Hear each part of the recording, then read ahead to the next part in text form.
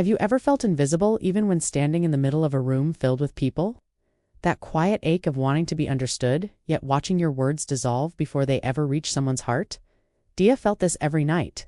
She was only 28, a gentle soul who taught children at the small school near the edge of town. Her days were filled with laughter, chalk dust, and the tiny hands of students tugging at her sorry.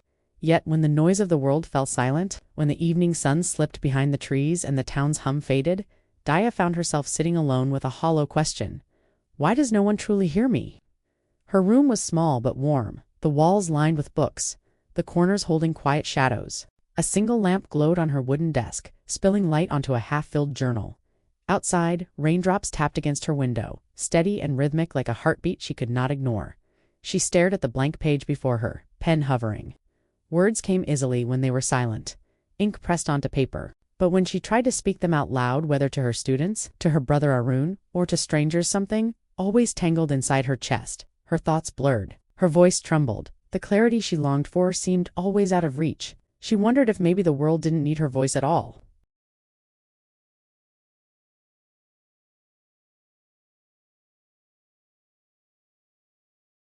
Perhaps her love for others could remain unseen.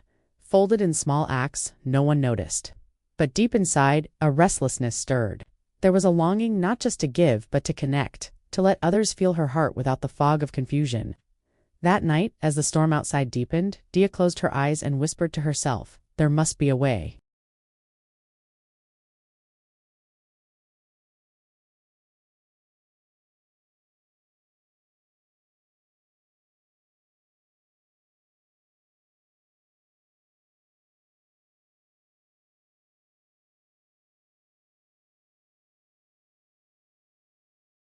The rain had passed by morning, leaving the streets glistening like polished glass.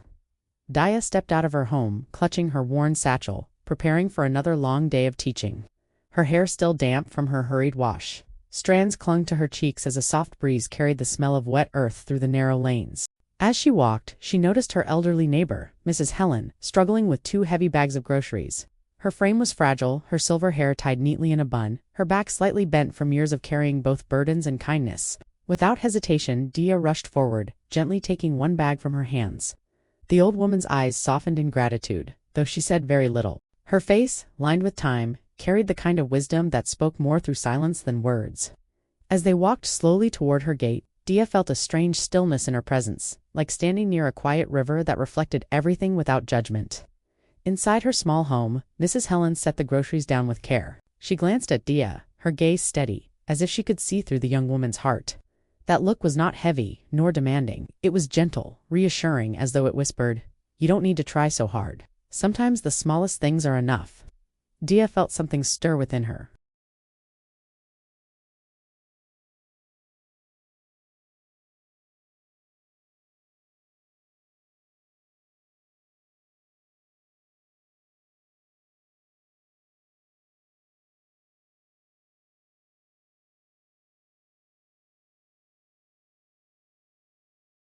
Not a single sentence was spoken, yet she felt understood.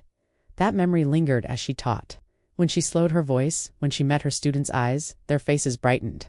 She realized clarity wasn't about being louder or sharper, it was about being present, even in the smallest ways. Walking home, Diya carried a quiet warmth inside. Perhaps she didn't need to change the world in one grand gesture. Perhaps clarity could begin with the tiniest reminder from an old woman's silent kindness. The house was quiet when Diya returned from school that evening.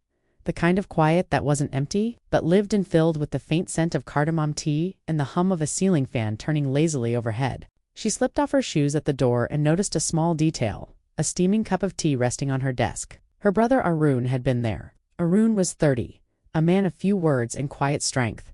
He worked late hours at the factory on the edge of town, returning home tired, his face often lined with exhaustion. Yet, even in his silence, his presence filled the house with a steady calm. He never said much, but his care always appeared in the smallest of ways, like the tea, waiting for her after a long day.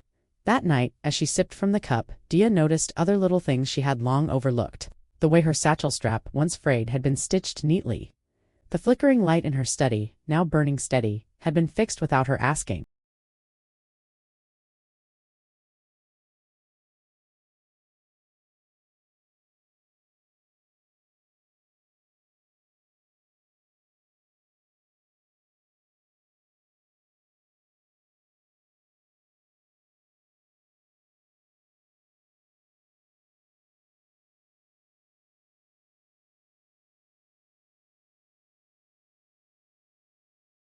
A language of action, of service, of love so humble it asked for no recognition. She pulled out her journal and wrote the first words with purpose. Little thing 1. Love is often hidden in silence. As the ink dried, she felt something shift inside her, perhaps clarity,